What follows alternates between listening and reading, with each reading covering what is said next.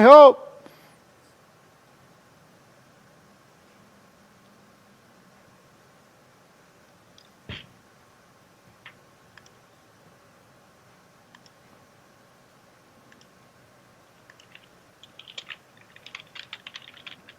Are you there, Jesse? Yes, I am. Okay. I think our internet cut out.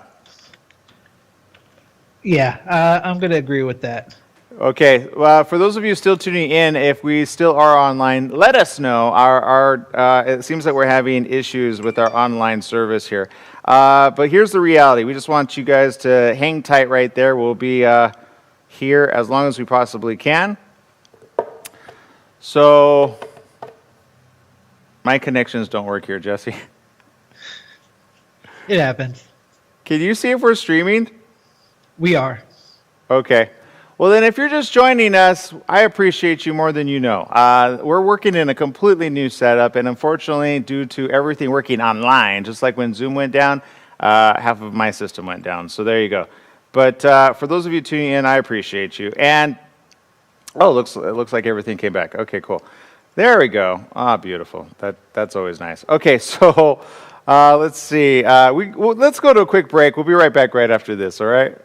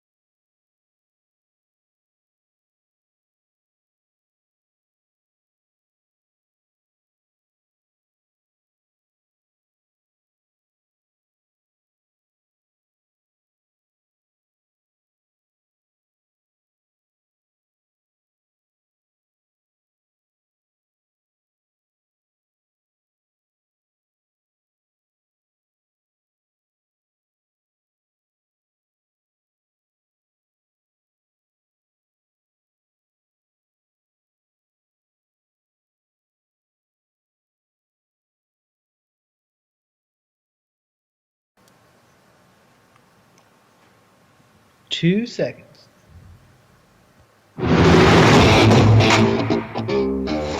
That's right. It is the morning show right here on ABC News Radio, KMET 1490 AM. I'm Aaron Michael Sanchez. Very happy to have you with us. On today's show, we got lots to talk about, including what do you do when you're going to your new legal career, or at least trying to study for that. We're going to be talking about how the pandemic has actually impacted also the legal careers as well as many others. We're also going to switch gears into some wellness tips with a good friend of ours, Grace Gold, who will be joining us just around the corner, especially during the pandemic, and how to pamper yourself just a bit during this pandemic. Speaking of pampering, I could tell you one person who never pampers himself, but probably should. I got Mr. Jesse Sanchez over there. Good morning, Jesse. Good morning. Yeah, I should pamper myself. Have you ever been to a day spa, Jesse? No, I have not. Day spas are probably one of the least used things, at least right here now during the pandemic, I would imagine. I don't know. There's one that I used to go to all the time. It was amazing. And you get like a salt bath. You get to like do all the stuff. And I'm not going to lie. I think every dude should do that. Just safe and like away from other people. But you know what? If you are brave enough to say that you can do that and spend some pampering time for yourself, I say, why not, right? Right? Who doesn't want to get pampered?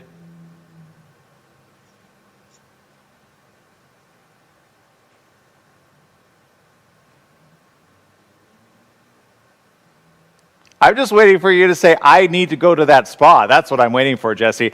All right, I get it. I'm not going to get that out of you. Okay. I just want, what? Have you ever gotten like a good deep tissue massage or never? Never, never, never. I don't know. It's kind of weird having strangers touch me. Well, yeah, I could get that. But what if, okay, you know what? I'm not going to go there with your significant other. Okay, so switching gears up entirely. Look, I love each and every one of you. Wherever you're tuning in from, we especially love you. Look, we got lots of information, lots of news here. Not all good, some very cautionary, some stuff we just don't want to share, to be honest with you. But I feel it's necessary. We'll start off with one in just a minute. And look, a lot of people are wondering what's going on with the universities, what's going on with public education, what's going on with private education, and the like. And what we're starting to see in Georgia is perhaps a precursor of what we're about to see around the rest of the country. What I mean by that is, I know Biden has talked about exactly this. I didn't look in the details of what he shared. We may do so a little bit later. But one of the top news stories here we cannot miss is this. Over 800 students have tested positive at the University of Georgia.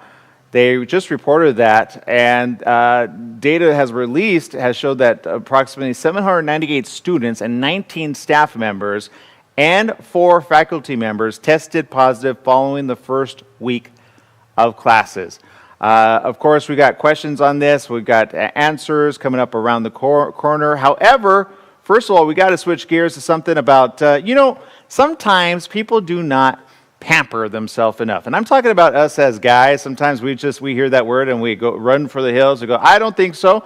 But to break it down for us, we've got Grace Gold, who is beauty and wellness expert. Good morning. Welcome to the show, Grace. Hi there, Aaron. Thanks so much for having me.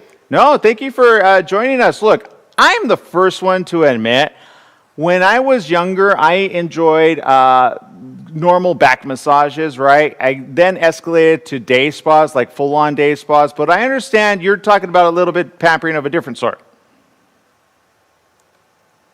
Yes, I am talking about self-care. And you don't need to make an appointment for self-care. You don't need to make it an elaborate plan. Self-care can just be a few nice deep breaths next to your desk when you are really stressed out. It can be putting on a face mask while you're enjoying your morning coffee. It's just those little moments that really help you decompress. Well, and I understand you yourself do a lot of like meditation and yoga. How is that important? Well, it's really important because it helps lower those stress levels. And, stress comes out in so many ways. We see it in our skin. We see it in our mood. You can have, of course, aches and pains and health problems come out of it. So having that meditative moment every day, even if it's just a couple of minutes, it's really important to your health. And look, I understand whenever I wake up in the morning, I feel like I ran a marathon in my dreams. I don't know if I'm still like working in my dreams or fighting off like, evil ones in my dreams. But what can help both like me rejuvenate each and every morning and or, of course, the women in the world? Sure. Well, it's always great to have your skin look good in the morning time. So I like to do a skincare product that really works well overnight. And, one of my favorites is Olay Retinol 24 Night Moisturizer. And I like that because it's got hydration, which is so key to helping damaged skin recover. I know a lot of us overindulge in the sun. We neglect our skin when we're busy. And this moisturizer has vitamin B3 in there. It's got a retinoid complex that really helps improve fine lines, uneven skin tone. And it just feels luxurious. Like, I look forward to putting it on every night before I go to bed. I'm not the only one. There's a little fun fact there. Olay sells 2 of those jars every single minute, so a lot of people like it. And it's affordable. It's under $30, Olay.com, and local retailers are also doing curbside pickup for it. Well, Grace, I'm so glad you mentioned that. Some of our social media comments are coming in right now, alive and well. Victoria Means says, self-care is extremely important. Patrice Broderick says, I'm a retired nurse and agree with the importance of self-care and living a healthier life. Look, I know you are a huge wellness expert. Let's just kind of stop and take a moment to reflect on where we are in the stream of time. Obviously, people are feeling more stressed now than ever. I look on my Facebook page and I often see comments from others, either those that are suffering a sickness in the family. It may not even be COVID. It may be something else. They can't go to the doctors. However, why is it so important to take the necessary time? And how much time would you recommend, maybe a day or a week, to take care of oneself? You know, what's great is you can incorporate these moments into your daily routine. So let's talk about your shower. You know, just everybody's hopefully taking a shower every day. And those are some minutes to yourself. A lot of people say they can think better in the shower. Well, guess what? That's because your mind is finally quiet. Yeah. You can do something like add aromatherapy to your daily shower. You know, Moen has really sort of reinvented aromatherapy. They have this new aromatherapy shower that's got Inley essential oil capsules, and that allows you to actually use the hand shower, uniquely designed to infuse the essential oils directly into the water flow. So that gives you that nice, incredible shower experience while you're in there anyway every day. And since they can really play a powerful role in your mental state. They've got 4 spa-inspired fragrances that are made in France. They give you really specific sensory experiences. And I like this particular one because there's no oily residue that it leaves on your tub, hair, or skin. And you can get that Moen.com. Bed Bath & Beyond is also carrying that too. Look, I agree 100%. Stress is, unfortunately, a terrible age.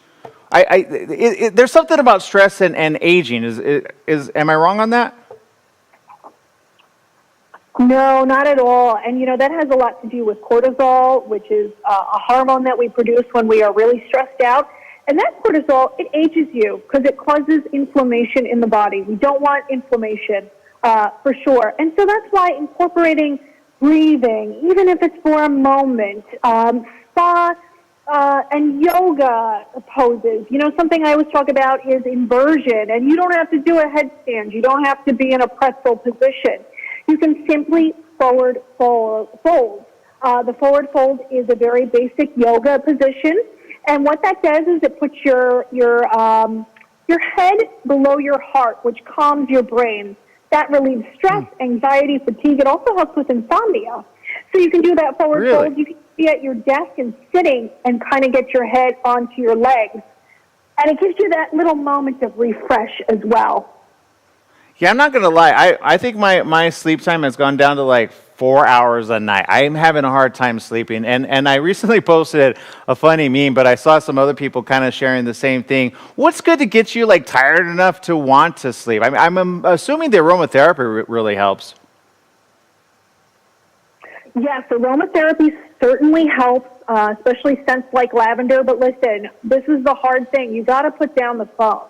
Like, you need a time when it's done. And most experts say you need like an hour at least, ideally a couple of hours. I mean, I try and do an hour. So you shut off that phone. The blue light is totally messing up your sleep cycle, not to mention all of the notifications coming in. If you're like me, you're on Instagram, then you're checking your work email, your mind starts going.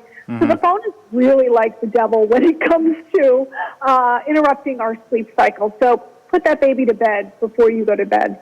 Yeah, seriously. Look, I appreciate you. I know the comments are appreciating you as well. Victoria Mean says, just slow down, take your time doing things that keep you calm and make you happy every day.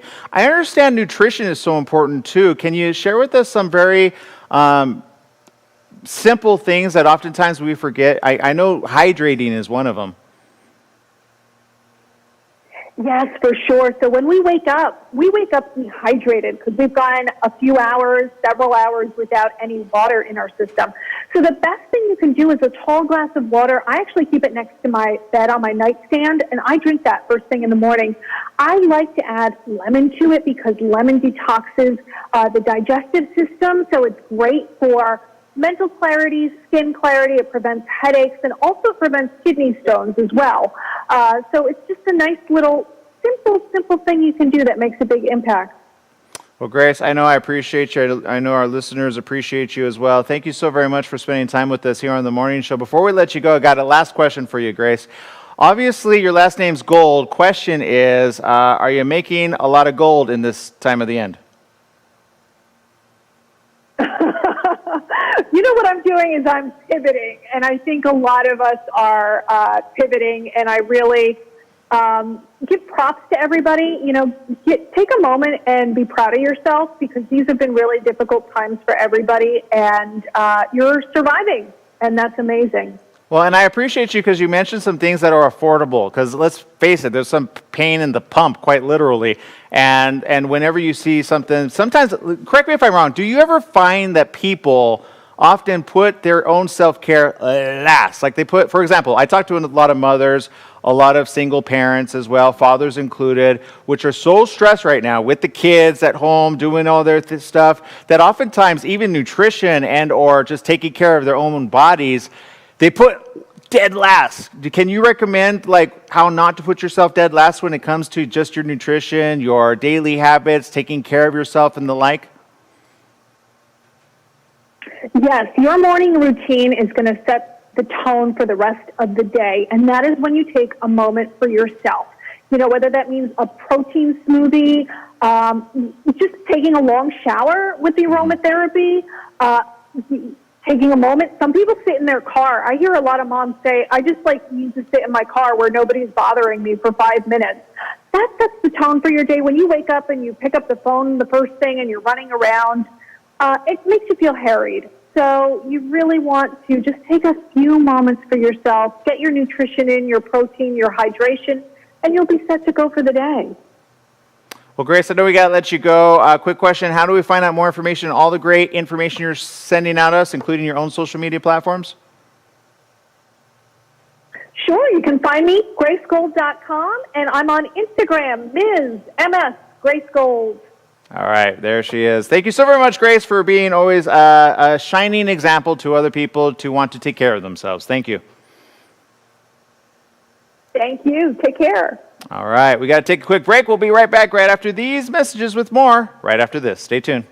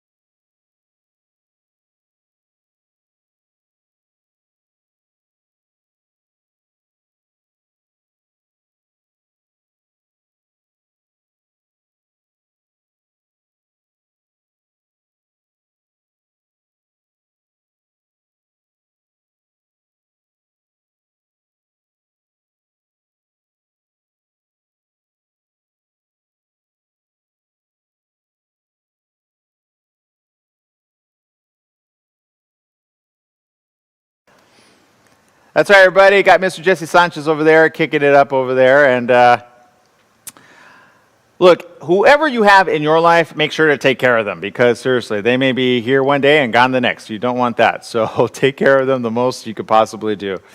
All right, let's see. We got Patricia Sommer over there. Algenia, appreciate you. Jesse Jacobson, Z. Lynn, Kathy Hall, Victoria Means, Chris Arbiso, Angel Robertson, Penelope, thank you.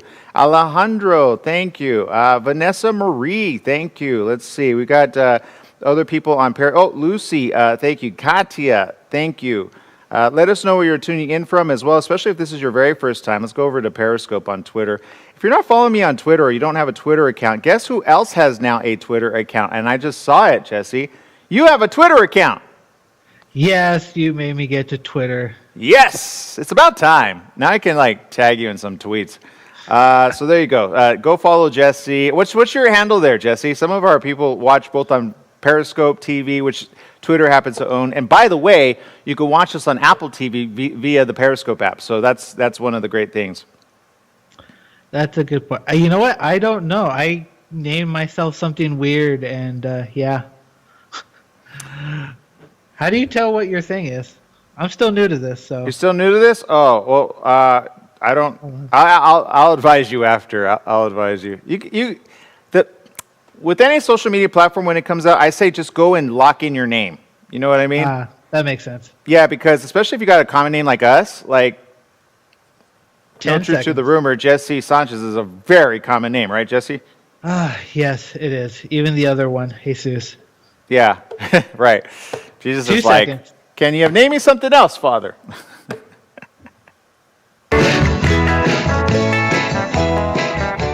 That's right. It's the morning show right here on ABC News Radio KMET 1490 AM. Joining our live audience over there on Facebook, Instagram, Periscope TV, YouTube, and of course many others.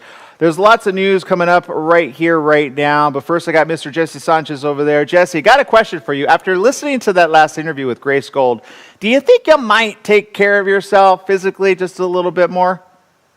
Yeah, I think I might. I might take a trip to the day spa, like you said. It sounds kind of cool, so you know what? I'll do it. They do the mani-pedi things, right? I don't know. So Okay, I'm not going to lie, and I'm afraid to share this, but here it is. I'm already out with it halfway, and I don't want to be, but here it is. I one time got my eyebrows waxed. Have you ever done your eyebrows waxing thing? no. Don't do it, okay? I don't care, because I was there, honestly, to get my toes done, right? And you know, it's a thing, right? Okay, I did it once. I went with a friend, blah, blah, blah. Or did I go by myself? I can't remember. Anyway, don't go with a friend that allows you as a dude to wax your eyebrows. Now, granted, I have kind of this like little section in the middle right here that kind of like protrudes out. And I used to take tweezers and kind of like take out the little hairs, right? Because I'd have like a unibrow. Hey, I get it. Frida loved it. I don't. So in reality, Jesse, I said to the lady, because she's like, you know, in the accent, do you want me to do your eyebrows? And I'm like, sure, I've got that little thing that can be done. Well, she went so razor like, woo, woo, woo, and she like, she didn't do the threading. The threading is actually more preferred. That hurts too, but if they do it right, they do it really good. I know, because my past lady actually used to make me do that as well. Every now and then she goes, you need that done. I'm like, it's going to hurt. She goes, not if they do it right. And then I'm like, oh yeah, that hurt. So my point is this. Sometimes pampering yourself can be painful. However, don't get your eyebrows waxed, okay, Jesse? Just trust me on this. Just don't. Yeah, I'm going to take your word for it. Mainly because kind of like how you rip a Band-Aid off your skin, especially for someone who's like hairy. Yeah, no. Yeah, it was nasty. It was, and then my eyebrow was so perfect, it was too perfect. You know what I mean? I not that there's anything wrong with that. I know some guys that love that. I don't. I didn't, and I just couldn't wait for my eyebrows to... Did you ever see the episode? You probably never watched Friends, but there's an episode where Joey actually went to it, and he accidentally tore off one of his whole, like, left eyebrow. Do you remember that? Or you never saw that show? Did anybody see that? I've never seen Friends, so... Okay, well, that was a fun... Anyway, that didn't happen to me, but I thought it would. Okay, let's switch gears in just a bit. We got to take a quick little show break, and we'll be right back right after these messages with our next guest, especially when it comes to attorneys at large. What and how are they being impacted during coronavirus? We need to find out some more information, and we'll be right back right after this. Stay tuned.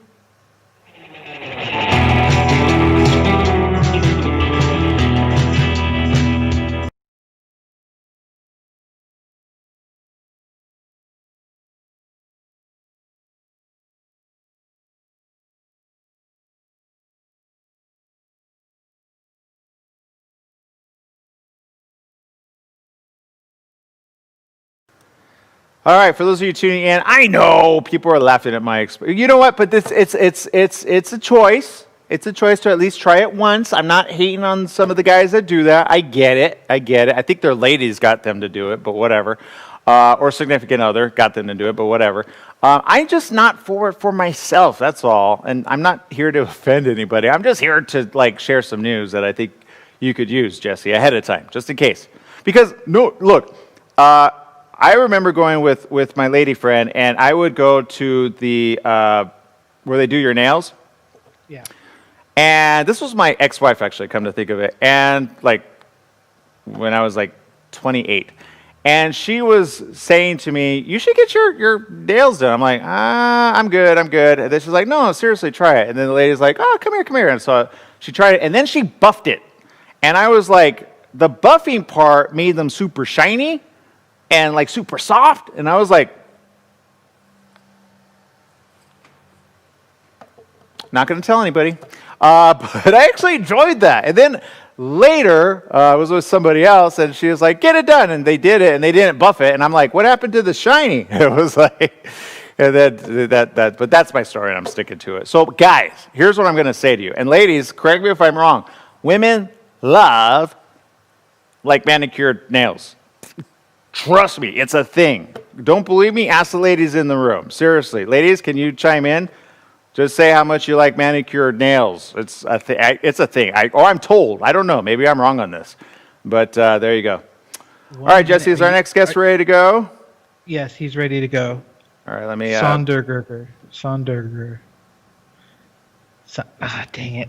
You're having a hard time with the name too, huh? I know. I know. It's a hard name, people. I'm gonna say it so fast. Bad. He's probably gonna get offended, and I hope not. Sonderegger.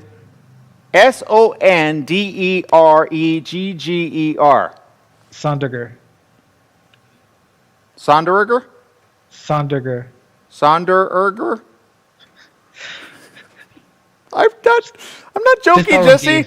That's a hard name. It is. It's a difficult last name. If you're a publicist, put in the name phonetically so that we can like pronounce it without going Sondererger. He says it sounds like it's spelled, so Sondergerger. Yeah, but I could spell it so many different ways in my head. We got 3 seconds. I want to just call him Dean. I feel like he'll be offended.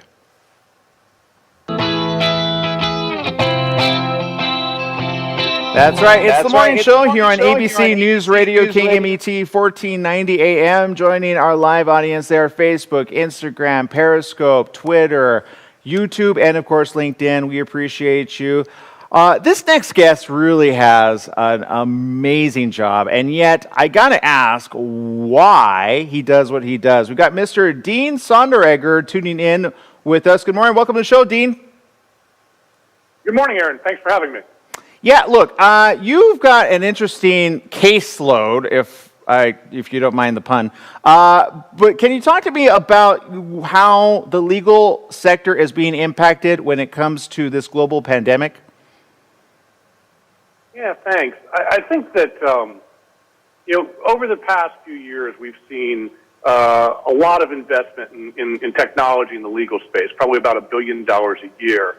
And I guess what I would say about the pandemic's impact is what you're seeing is not a new trend, if you will. What I think you're seeing is more of an acceleration of a trend that was already in place. I would liken that to retail, right? I think that, for instance, use of Amazon to buy stuff isn't new, but the amount of Amazon trucks I see in my neighborhood now is certainly new, right? It's been an acceleration. And I think that in law, what you see is that attorneys are increasingly applying and adopting technology in their practice, and it's fundamentally changing the way they practice. That was, we reached out to about 400 attorneys earlier in the year to get a sense of that, and basically about 70% of the attorneys surveyed said that law itself is going to change dramatically over the next few years as a result of that investment in technology. Well, and share with me, what are some of the top priorities for anybody practicing law and or wanting to become an attorney? What are they going to need to know when it comes to the educational school system? Because I understand in the legal profession, I mean, the bar is hard enough, but now with everything going on as it is, are mock trials going to still happen, or are they going to do so virtually? I got questions that need to be answered. Well, I think that you raise a good point, right? Getting to court itself may be a challenge for all of the parties involved. So you start off with things when we look at the trend is really the impact of technology and the impact of the pandemic. So as a result of that, I have to be effective working remotely and collaborating over what is very sensitive information. I think personally this is a very positive change. I've long thought, why is it if I'm going to small claims court, for instance, why do I have to schlep across town and spend my entire day to talk to the judge for 5 minutes, will then remand me back to the other party and say, could you please work it out and come back in a month, right? So I think the idea of electronic access is really overdue in legal and really a nice movement forward. I think that there's other things in play, if you will, from a technology standpoint, such as the ability to look at all of this data that's sitting out there and say all of the past court cases and say, what's the likelihood of what I'm trying to do in court going to be? Is it going to be successful or not? I think when you look at the educational system and you see younger lawyers coming out, I think it's key that law schools, and many of them are doing this, by the way, are able to train these younger attorneys on these types of technologies, because I think that's really where the future of the practice is going. I think that the other thing that people need to be aware of if you're thinking about law is that the business of law itself, I think, is going to change some. And so you see two things going on really there. One is that you see the rise of what I would call paraprofessionals. And the analog I would give on this is if you go to a doctor's office, there's usually a nurse practitioner there now, and she's not necessarily a doctor. I can't do all the same things, but can do an awful lot of things. And I think you'll see these legal professionals, technicians, if you will, that can do the same thing at a lower cost than your hourly rate for lawyers. So that's one thing. And then the other thing I think that you'll see, and we just saw this in Arizona recently, is a change in the rules around governing law firms that will allow non-lawyers, people who are not lawyers, to be able to have an ownership stake in law firms. And that's been a big restriction that's been placed in the market. So you'll see accounting firms start to provide legal services. You might see corporations spin up legal service divisions. And all of that is going to be able to create more legal jobs, number one, which is a nice thing for any legal student. But it's also going to drive the price down for us who are not necessarily able to afford the $700 an hour lawyer. It's going to make justice and access to legal advice much more affordable for us. Yeah, look, I understand. We got, a statement from our social media comment here from Eugenia Kierson, who says major changes down the pipeline in light of COVID-19. I got a lot of relatives in law enforcement and law. I got to imagine the legal system, how is it being impacted currently? Because I'm seeing things all over the place. Yeah, I think that the biggest the biggest issue that you've got right now is that it's hard to get to court right now. So you see people getting caught up in the system or kicked out of the system, as the case may be, because it doesn't make sense to hold them in kind of a purgatory, if you will, while we're able to get through the courts. So I think that that's a huge impact. And then I think that the other impact that you've got is just how do we deal with the implications of being remote in so many different fashions, right? So if you think about a company that does business in 10 different regions or something like that, what are the rules around being able to go to the office or not go to the office? What are the rules around reimbursement? So if you make me work at home now because the office is closed and now I'm having to pay for internet, I'm having to pay for all these things in a way that maybe I didn't. So there's a lot of things getting caught up into kind of the legal infrastructure that have to be worked through. And it's going to be a little while, I think, before things settle appropriately. But I do think you see that we are, as a society, fairly creative at solving problems. So you are seeing people, for the first time, really having court cases where you don't have to be in person in the court. So I think it is moving, but it takes a little bit of time for us to pivot. Well, indeed, look, I got a question for you. Obviously, I know that there was a survey done. There's always surprising statistics in the surveys that usually are done that we find. Was there any that you were surprised about or just not really surprised about? I think that, so we talked earlier about the fact that most lawyers think that the world is going to change from underneath them in terms of the way the legal profession is practiced. I think it's close to 7 out of 10 lawyers feel that way. The thing that was surprising to me when I looked at the second question that we asked after that is how prepared do you feel to deal with this technology? And that was less than 1 in 4 attorneys felt like they really understood the things and the changes that were going on. So I think that was surprising to me, is that you've got this wave of stuff kind of coming in, and folks are not quite up with it. I think when you talk to your millennials, that are entering in the workforce, they're obviously better off than I'm a Gen X myself, but the Gen X and baby boomers, we're perhaps not as far into the use of technology, and so we started working a long time ago. But I think that the millennials are further along, but it is definitely surprising the degree to which people are struggling in some sense to understand what the implications are of the new economy, if you will.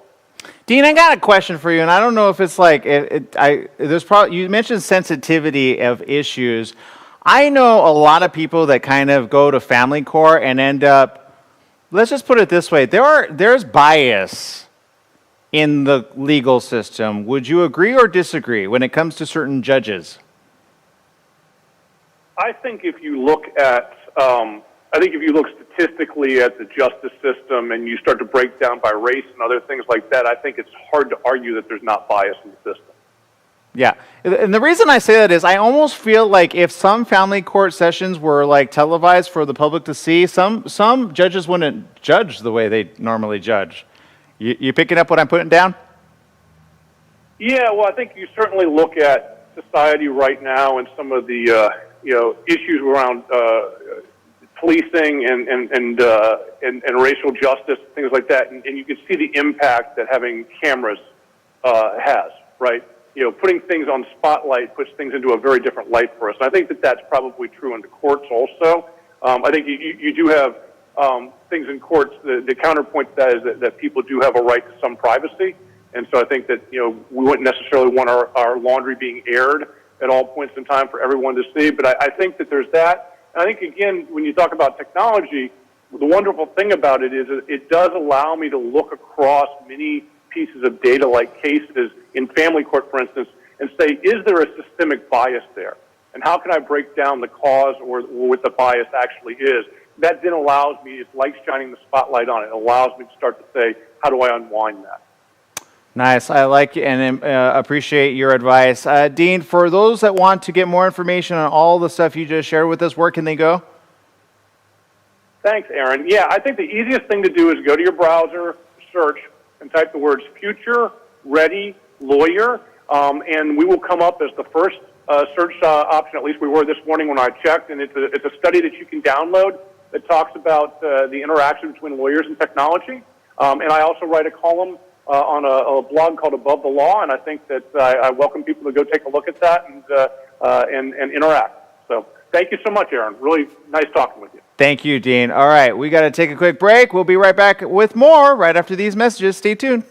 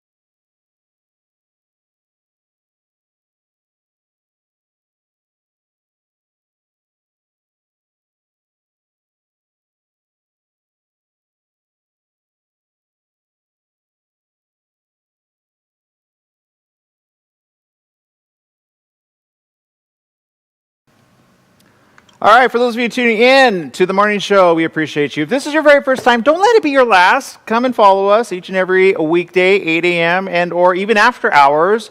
A lot of you watch our rebroadcast. By the way, Jesse, I don't know if you saw your interview yesterday with a special somebody from Bill and Ted's Face the Music. I always want to call it the Excellent Adventure because I think each one should be Excellent Adventure 1, 2, and 3, right? Yeah. Yeah. But it already hit well over 3,000 views there. So Nice. not bad in just a 24-hour span. And so we appreciate you. We appreciate those of you that watch live, and we appreciate those of you that watch after the fact, and then we appreciate those of you that just share and share alike. So many of you do share on Facebook, you share on Twitter, you share on YouTube, and even LinkedIn. Yeah, hit the share and or the like, and that helps us. Give us a comment. Let us know where you're tuning in from. Let us know if you appreciate some of the content that we have. That always helps us get more guests like our last guest, which I liked his energy. He was very upbeat, very happy-go-lucky guy. I would want him for my expert witness, right? Oh, yeah. Aaron Michael Sanchez is a great guy. I can attest. I watch the morning show weekday. 20 seconds. Yeah.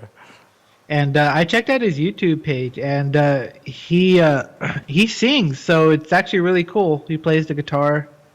Well, you know what? He's a creative. That makes sense. There's some attorneys that are so like, I 5 hate seconds. my job. It's not all like Yeah. Suits, by the way, for those of you that watch it. 2 seconds.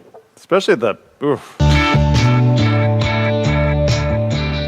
Welcome back. Yes, it is the morning show right here on ABC News Radio, KMET, 1490 AM. Joining our live audience there, Facebook, Periscope, Twitter, Instagram, YouTube, and of course, LinkedIn. We appreciate each and every one of you for tuning in on today's show. We got lots of information here, including this.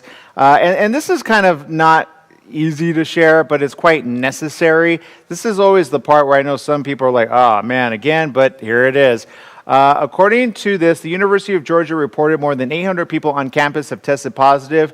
Data released Wednesday showed that 798 students, 19 staff members, 4 faculty members tested positive following the first week of classes. Now, I shared this earlier on in the show, but I didn't get to finish it, so here we go. The UGA president, Jir W. Moorhead, said in a statement, quote, "The rise in positive tests last week is concerning.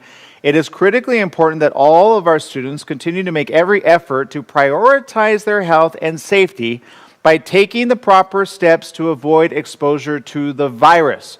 UGA president went on to say, "For those of you heading out of town over the Labor Day weekend, be very careful and think about the health of everyone around you. All of us must take on our responsibilities very seriously as we seek to reduce the spread of COVID-19. Now, Dr. Mark Ebel, an epidemiology professor at UGA, told ABC affiliate WSB in Atlanta that he believes, based on test data, that another 2,000 asymptomatic students could be on the campus right now. He said those who tested positive are those who had get this, cough, fever, and knew they were sick and reported the diseases. Now, no truth to the rumor, Jesse. I don't know about you, but have you been on the local bus transit anytime soon? No, I have not. So I literally haven't either, but one drove up right next to me, and up on the top it said on the little, marquee with the little scrolling digital device right there, it said, "If you're sick, do not enter this bus." And I thought, do you know how many people don't report that they don't even know what they're sick with, right? They don't know if it's a flu, they don't know if it's a cold, they don't know if it's coronavirus. I think just putting up a warning like that is kind of insignificant. I could be wrong, but I think I'm more often right. I keep telling people it's so simple. Get an infrared camera, put it on the outside, make it so that it could see anybody coming up. You could see if they have an internal temperature. Does that reduce the majority of cases? I would imagine it would reduce a good majority. But back to this expert, when he says asymptomatic, there are people that have it and don't realize that they're not exhibiting any major symptoms, because some people actually are part of that 93%, because I feel the numbers starting to skew in the other direction, 93% that say, I've got nothing. So be careful out there, because if you just do the math of the 800, and if there's a potential 2,000 additional, but let's just take the bottom number, okay? 800, the average person who ends up in the hospital is anywhere from 8 to 12%. Don't believe me? Do the math. So that's approximately, conservatively, 80 people that are going to have to go to the hospital, and perhaps, hopefully, they will not have to go into the ICU, but if they are necessary to go into the ICU, well, there you go. But let's just take another number. Here's the number of the people that, of course, the students are going to visit in the next 2 weeks, because that's usually the safety protocol, 2 weeks, correct? because unfortunately you don't exhibit signs for 7 to 8 days. So if you've got it, you have no idea you have it, you're walking around greeting people, making friends with people, and typically, do you think college students, Jesse, just out of curiosity, are going, I can't wait to just be social distant? Of course, college kids, they like to do what's right, and so, no, what am I saying? They're probably going to be partying, coughing on everybody. Bunch of germs. Yeah, thanks for being real about that, right? Because, I see it all the time, and I see it in public, and I see a lot of teens, I see a lot of young adults which say, I'm going to be fine. I saw an article yesterday which was oddly enough posted for, I think it was on somebody's timeline for March. And in that time, it was somebody, I think it was a prime minister or some very high official from Israel, who said, look, this virus attacks those 70 and 80 above. Young ones are fine. And I'm like, well, what happened? Did it mutate since then? So did it start off targeting the older generation and then all of a sudden it began to mutate? Because I just saw another article about animals now transmitting the disease as well. So you've got, and those that don't know, a coronavirus typically goes between multiple, not just people, but animals as well. Some theories out there is, well, did it come from a bat? Did somebody eat a bat? And did that start it? The reality is swine flu, bats, avian flu are all very different and yet somewhat similar, meaning that once it starts to crossbreed from one to another, recently they studied even cats have this, right? Possibly even dogs, although dogs can sniff it. I don't know why you'd want a dog sniffing it if they can eventually get it. There's a lot of information out there, and you're just trying to make sense of it all. So if you got some more information that makes sense, please do send it our way. We're always looking for information that actually makes sense. Because I'm pretty sure, at least at this point, Jesse, people kind of have, or I don't know, do you think people have just said, you know what, I think it's real? Or do you think that they say, well, I think it's just blown up because of the political tides that exist? I think we have people on both sides. There are people that know it's real, and then you have people that are like, oh, it'll disappear once the election happens. Yeah. But what? Better be safe than sorry. Well, and you know what I say to that, honestly? I say this, and it's quite sad when I have to keep repeating this. I say, well, then what's the political resolve for that in other countries that are currently having to do the same thing? Is Trump running over there too? Do you understand? This is the global pandemic, people. I know I'm preaching to the choir. Many of you are very smart. However, if you ever meet somebody, and I recently met a couple people that says, yeah, I think it's around, but I don't think it's that bad. And then I got somebody else that says, well, I just want to test to see if I got antibodies because then I know I'm immune from it. And I said, what? And that was here in the city of Victorville. And I said, and I kind of jumped on the lady who said, as long as I could test it, then I know I'm immune to it. And I'm like, just because you get it once doesn't mean you're not going to get it twice. And worst case scenario, if it did mutate, as often viruses do, just do the studies, it shows that viruses mutate all the time. So the question begs itself, when the vaccine comes out, will it be for which version of coronavirus? I did have a very smart question the other day, and the question was, well, how can they test for the proper coronavirus if there's multiple coronavirus indicators, right? And I says, you know what, I'm going to have to look that information up. So if you have that information, I'm looking for it. But it was a very interesting question, and I thought, you know what, he's actually got a point, because just like the flu, there are different strains of the flu. There's a lot of strains of the flu, of the cold, the rhinoviruses. Is that what it's called? The rhino, right, Jesse? It's something rhino, right? I don't remember. How did rhinos get a bad rap? Seriously, just because you get a cold and you have a horn for a nose? I don't know, but I know this. There's a lot of information going on, so I'm going to try to share some positive and good information. Here's one for those of you in LA, Orange County, and in the Inland Valley. Jesse, how hot is it going to be? Oh my God. Please tell me it's going to be somewhat cool, because I keep hearing that it's going to be in triple digits, so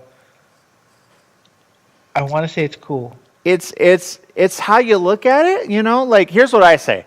Wear sunblock. That's number one. I got tanned on one side, my left side, because I was driving a lot, and it's the Forerunner, so it doesn't have air conditioning, and it doesn't have a back window. It's really messed up. But so, I'm like hot, sweating there. And so I realized all of a sudden I was dark on this side and light on this side. So I was unevenly matched. And then yesterday I went to go meet a good family friend, and she actually was like, I like the sun. I says, I'm not going to like the sun eventually, but guess what? I got burned on this side now, so I think I evenly matched. So if you're going to match, just here's my point. Like, be careful. Don't wear the glasses so you have that ring of fire around your face. Wear sunblock. Excessive heat warning up to 105 degrees in LA and Orange County today, and 110 degrees in the inland valleys. Jesse, that's where you're at. I'm so sorry. I hate to say it, but you know what? Sharing is caring, I think. Yeah, I'm going to say that. But you know what? It's okay. Because the very first time I moved to Moreno Valley, the temperature was 118. So as long as it doesn't hit that temperature, I'll be okay. Yeah, I get it. And look, I understand because I hate the heat. I really do. Here's the latest in Riverside, San Bernardino about COVID. And this is our local audience. For those of you tuning in around the world, this is in Southern California, just east of LA. A lot of people ask me, where's Riverside, San Bernardino at? We're just east of LA. We're the next major city right over, which actually has a lot of people in it.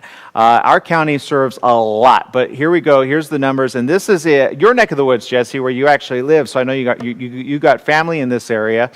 Riverside and San Bernardino counties have reported additional deaths attributed to the coronavirus Tuesday, while Ventura County reported additional cases as well. Riverside County have reported 244 newly confirmed cases and 7 additional fatalities over the weekend, bringing countrywide totals to 53,153 confirmed deaths. There were 44,000 that reported recovering.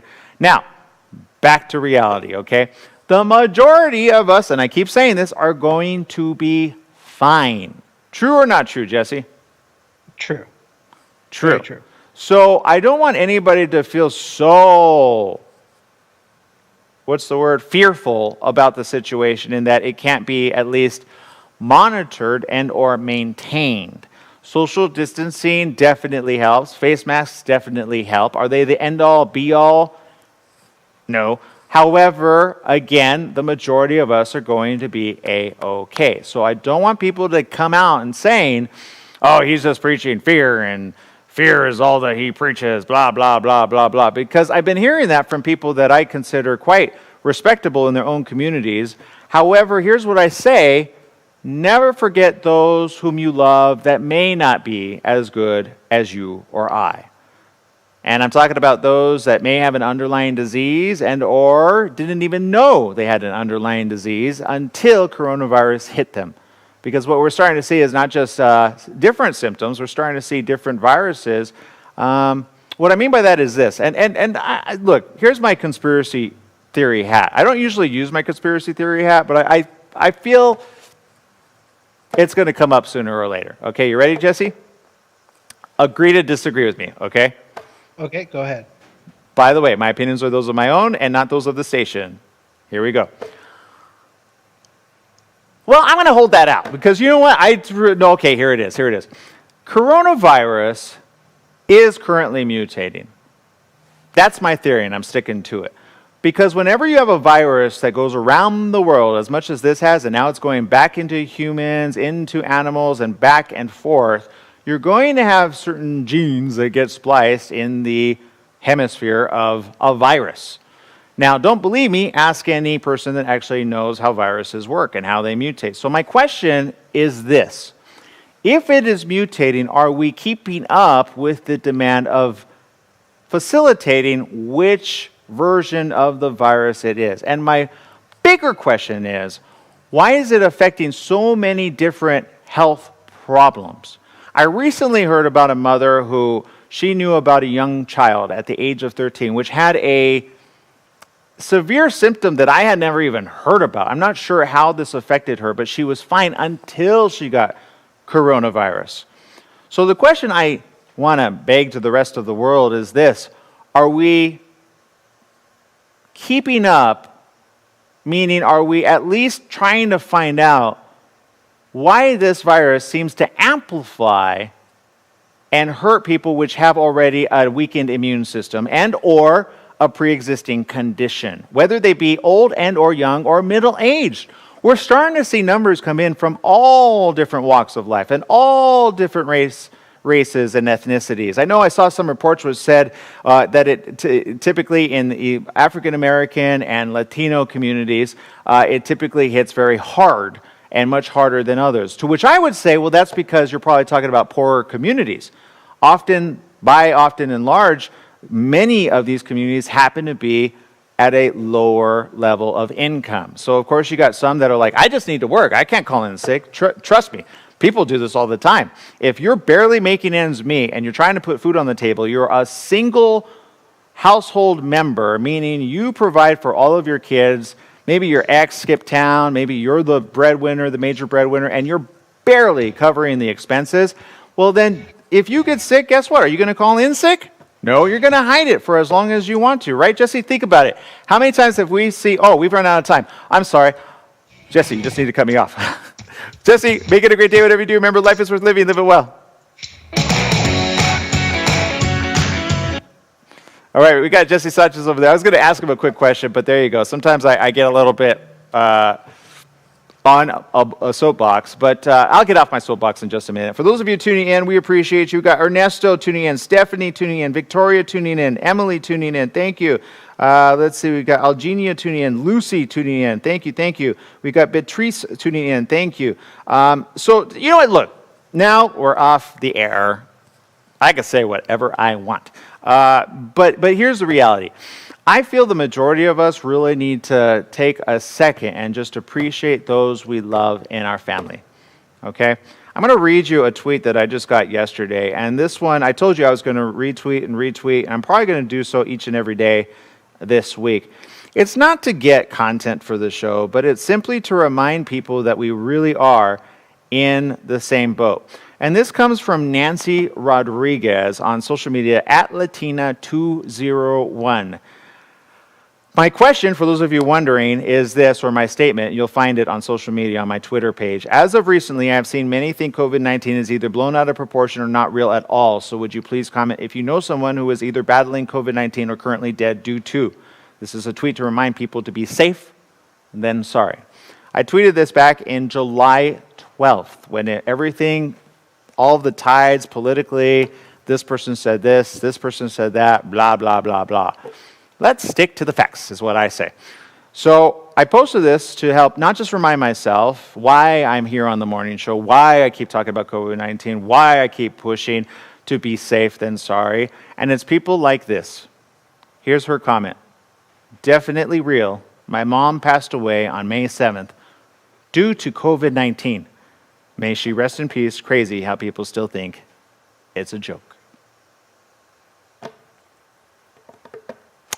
I don't know about you, but if that were my mother, I'd be really upset. So there's that comment. And there's other comments here as well. And you're going to see a very unifying theme that is existing right here, right now. It's the unifying theme of we are all in this together. Put aside your differences. Put aside your hate. Put aside your anger. And learn to deal with coronavirus. To which I say, no matter who is in your life, no matter who you may have a beef with, no matter who you often say, can't stand seeing that person, they get on my nerves. Say a little, if you don't believe in prayer, say a little heartfelt moment to yourself. Say, universe, please forgive me for feeling that way, for I do not know if it might be their last day on this earth. So just remember this, times are tough. There's no amount of fun that can completely erase that. And yet I see people having fun, throwing caution to the wind, quite literally each and every day. I see people getting together in parties and wondering if, I saw this tweet, and I thought it was interesting. They go, I've never been so scared about getting along with my friends, wondering for 2 weeks if I'm going to get, or have gotten already, coronavirus. To which I say, you increase your chances when you keep getting with people that don't, well, throw caution to the wind. True, not true? True. So at least do this much. Test each other's like a little temperature. At least do that minimum, right? And wear the face mask. Don't go like, I see people in pool parties, just like face masks off, just be like, yeah, I love you. I'm pretty sure you don't have coronavirus. I'm pretty sure you don't have coronavirus too. Then boom, a week later, I got coronavirus. You got what? Yeah, can you go get tested? I didn't know I had coronavirus. Oh, man. It's a thing, people. So, look, you might be healthy. Your partner and or friend or family member might not be, and they may not even know they're not healthy. I'm not saying 8, 12 feet away. I'm not saying that. I'm just saying you increase your chances or your odds with this coronavirus each and every time you continue to meet with people, large groups of people too. So what's the harm? Just wear a face mask. That's it. Okay? All right, people, I appreciate you. I love you, and please make it a good day. Whatever you do, remember, life is worth living. So continue living each and every day you possibly can. Okay? Make it a great day, everyone. Bye-bye.